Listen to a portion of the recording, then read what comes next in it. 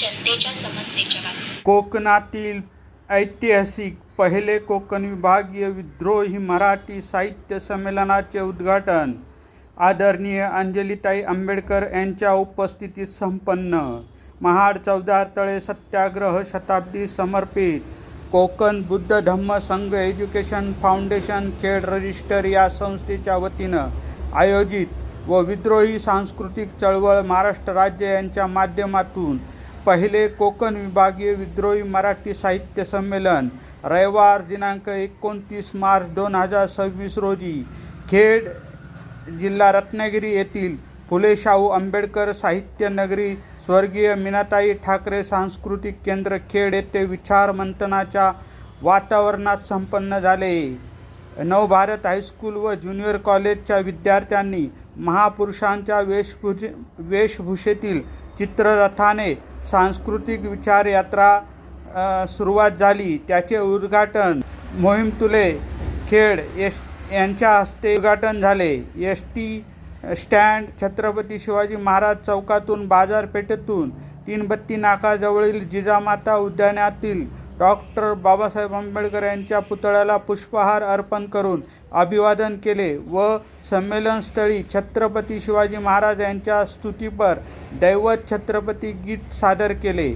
कोकण बुद्ध धम्म संघ education foundation Khed register या संस्थेचे संस्थापक अध्यक्ष अनिल येसोंडे व सचिव सचिन मोहिते यांनी प्रमुख पाहुण्या आदरणीय प्राध्यापक अंजलीताई आंबेडकर, संमेलनाच्या अध्यक्षा प्राध्यापक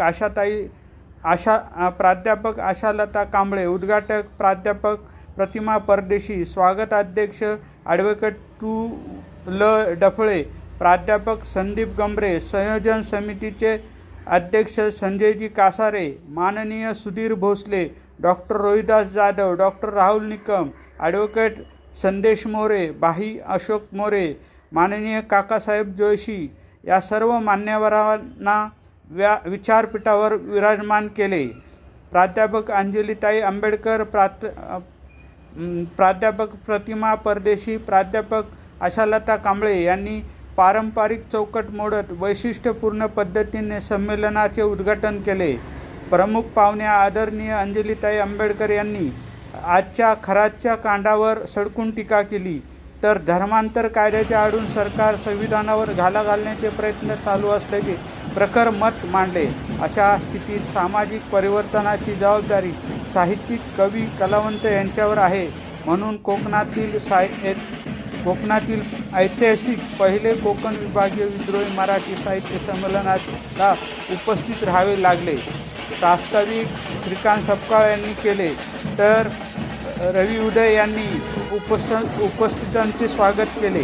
पुस्तक प्रकाशन मुजफ्फर सय्यद यांचे करण्यात आले. पोवाडा, शिवशाहीर विठोबा साळवी व सहकारी यांनी सादर केला.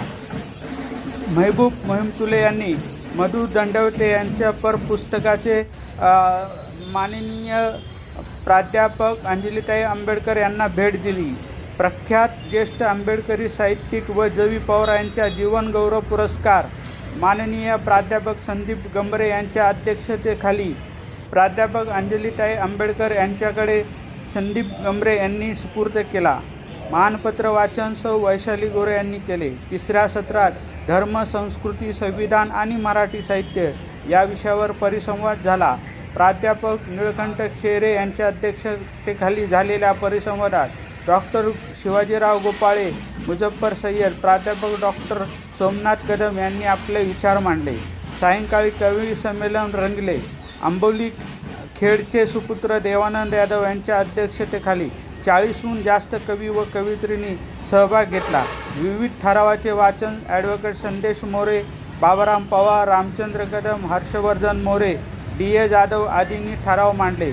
सूत्रसंचालन किशोर धुत्रे यांनी केले. समितीचे अध्यक्ष संजयजी कासारे यांनी कार्यक्रमाच्या सर्व मान्यवरांचे आभार मानले. माननीय काकासाहेब जोशी यांच्या हस्ते समारोप झाला.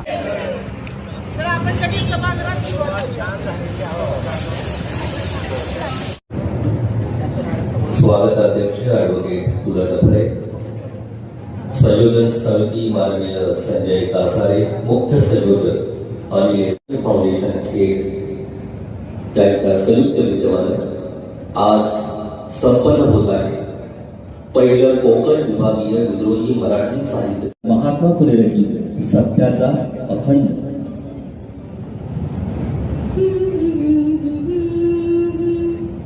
निर्विकाने जर एक पृथ्वी केली, निर्विकाने जर एक पृथ्वी केली, वाही भारभली सर्वत्राचा,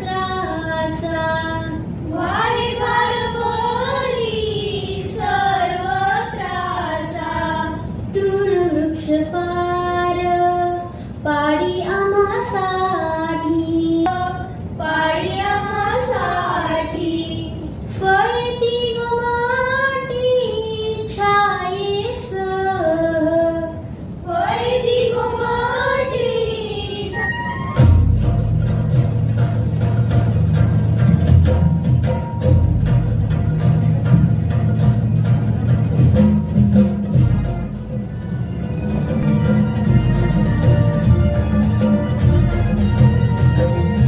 शिवनेरीवर शुभ जन्मला,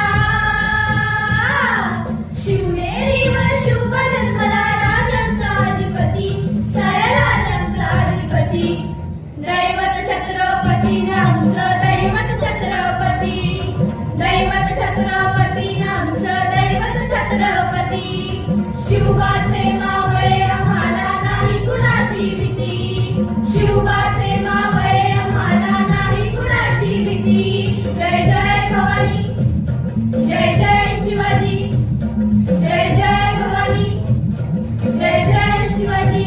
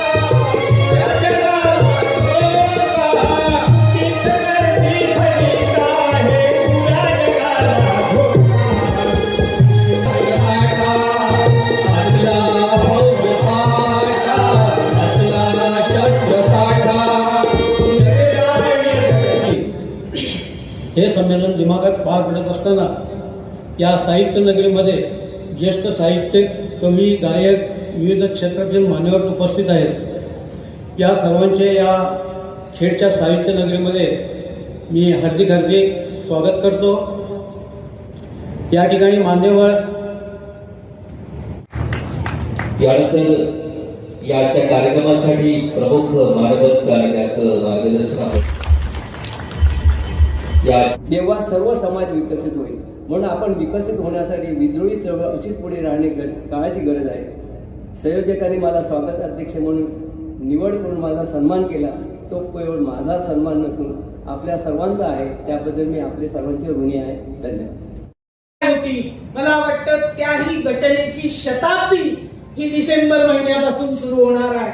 मी विद्रोही सांस्कृतिक चळवळीच्या वतीनं आपल्याला दुसरं आवाहन करते की 25 डिसेंबर मनुस्मृती दहन दिवस आम्ही भूमिका घेतली की ज्या दिवशी बाबासाहेब आंबेडकरांच्या नेतृत्वाखाली मनुस्मृती सारख्या विषमतेचे सर्व श्लोक सांगितलेले, नियम सांगितलेले, कायदे सांगितलेली संहिता, स्त्री आणि शूद्रांच्या विरोधात असणारी संहिता बाबासाहेबांच्या नेतृत्वाखाली ज्या दिवशी सार्वजनिक स्वरूपात जाळली गेली, तमाम भारतातल्या स्त्रियांचा हाच खरा मुक्तीचा दिवस आहे. ही भूमिका आम्ही घेतलेली आहे.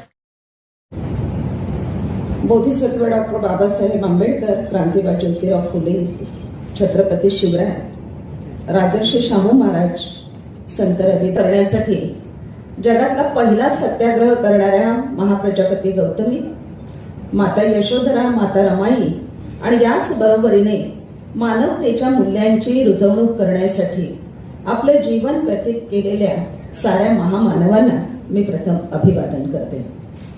आजच्या या विभागीय विद्रोही साहित्य संमेलनाचे आयोजक माननीय प्रतिमाताई परदेशी विद्रोही साहित्य चळवळीच्या त्या राज्याध्यक्ष आहेत.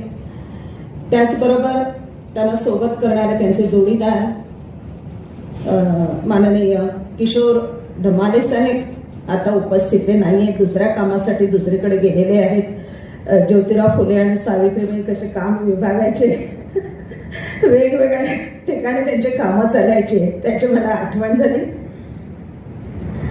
प्रमुख पाहुण्या म्हणून विचारपीठावर विराजमान असलेल्या माननीय अंजलीताई आंबेडकर आणि साहित्य संमेलनाच्या संयोजन समितीमध्ये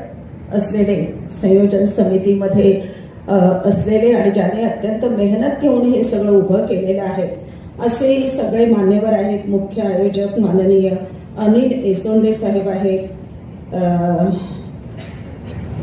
त्यानंतर कासारे साहेब आहेत. इथे संभाजी ब्रिगेड काही जण आलेले आहेत, जसे मुंबईहून माझी मैत्रीण कवयित्री शारदा नवले आलेली आहे. चळवळीच्या पुस्तकांचं वितरण करणारे आमचे बंधू संपूर्ण आंबेडकरी स्त्री चळवळीचे ते भाऊ आहेत असं मी मानते. परिवर्तनवादी चळवळीचं ते गौतम सांगळे इथे उपस्थित आहे आणि बरीच मंडळी मला इथे दिसते आहे.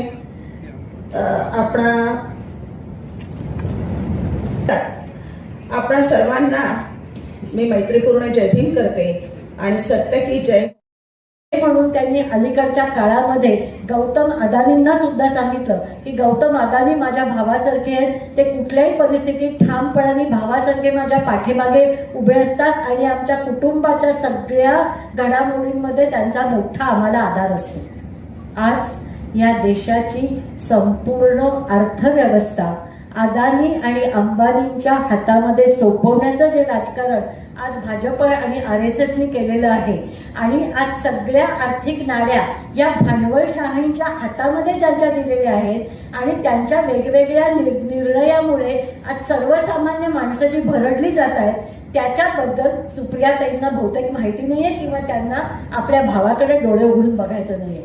आज मुंबईतलं सगळ्यात मोठी अदानी वीज कंपनी मुंबईच्या ज्या भागामध्ये वीज पुरवतीये त्या भागामधली लोकांची, म्हणजे मी वस्ती पातळीवरची बोलते, मी मध्यमवर्गीय किंवा उच्च मध्यमवर्गीयांच्या घराबद्दल बोलतच नाहीये. मी बोलतेय रमाबाई आंबेडकर नगर मधल्या वस्त्यांविषयी, तिथल्या घरांविषयी. आज तिथे अदानी कंपनीची वीज पुरवली जाते. आज मुंबईतल्या ज्या वस्त्यांमध्ये बेस्टची वीज आहे त्याच्या आणि अदानीच्या वीजतेच्या तुलनामध्ये जवळजवळ तिप्पट याचा फरक पडलेला आहे आणि त्याच्या संदर्भातलं आंदोलन वंचित बहुजन आघाडीच्या लोकांनी सातत्याने मुंबईमध्ये घेतलेलं आहे. आता ह्या अदानींना जर पुरोगामी राजकीय नेते आपले बंधू मानत असतील आणि देवेंद्र फडणवीसांना ते प्रति नरेंद्र दाभोळकर आहेत असं सर्टिफिकेट देत असतील तर आपलं राजकारण कुठल्या दिशेने चाललेलं आहे हे ओळखण्याची गरज आहे. आज परिस्थिती कोकण विभागीय विद्रोही मराठी साहित्य संमेलनाचे उद्घाटन आता होणार आहे. त्या आदरणीय प्राध्यापक प्रतिमाताई परदेशी यांचंही स्वागत. प्रतिमाताई परदेशी मुंबईवरून या ठिकाणी आलेले प्राध्यापक संदीप गमरे यांचंही प्राध्यापक प्रतिमाताई परदेशी.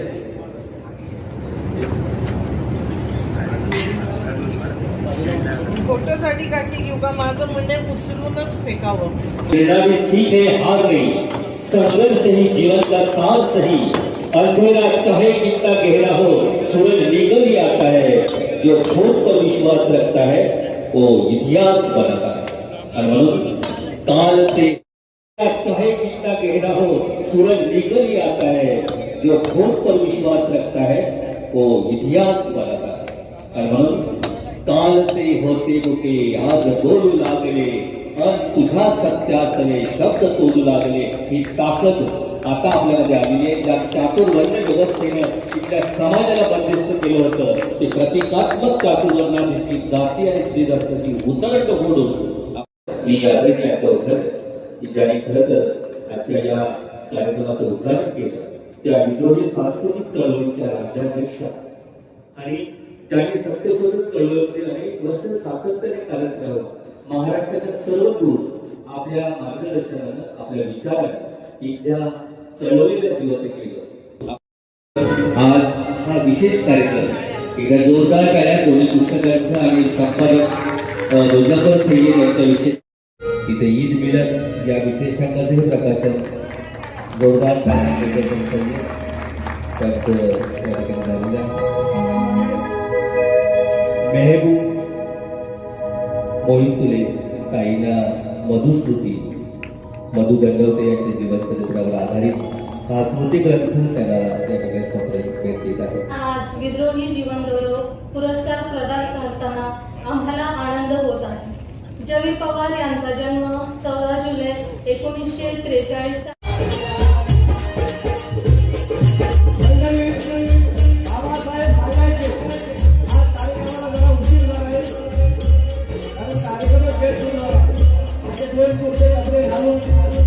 मी अंधश्रद्धा निर्मूलन समितीचं काम करतोय. त्याच अनुषंगाने एक कविता मी गाण्याच्या रूपातच सादर करणार आहे. तिचं नाव आहे काळी जादू. जंतर मंतर काळी जादू, अहो जंतर मंतर काळी जादू, सार झूठ आहे र दादा, सार झूठ आहे र. समाजातल्या भोळ्या जनांची लुटालूट आहे र. अरे समाजातल्या भोळ्या जनांची लुटालूट आहे र. पुनवेच्या अमोसेला उतार्याचा तोडगा केला, पुनवेच्या अमोसेला उतार्याचा तोडगा केला. नारळ कोंबड अबीर गुळाल ठेवीला 3 रस्त्याला, नारळ कोंबड अबीर गुळाल ठेवीला 3 रस्त्याला. चेडा मारका भूत खेत, अहो चेडा मारका भूत खेत, सार झूठ आहे र दादा, सार झूठ आहे र. समाजातल्या भोळ्या मनांची लुटालूट आहे र. ही समाजातल्या भोळ्या जनांची लुटालूट आहे र. भटजी सांगे पंचांग, भटजी सांगे पंचांग, झाला काल सर्पाचा योग, झाला काल सर्पाचा योग. गुण येईल तुला माझा, गुण येईल तुला माझा, सोन्याचा वाहिला नाग, सोन्याचा वाहिला नाग. लोक हो सारे फसता कशाला, लोक हो सारे.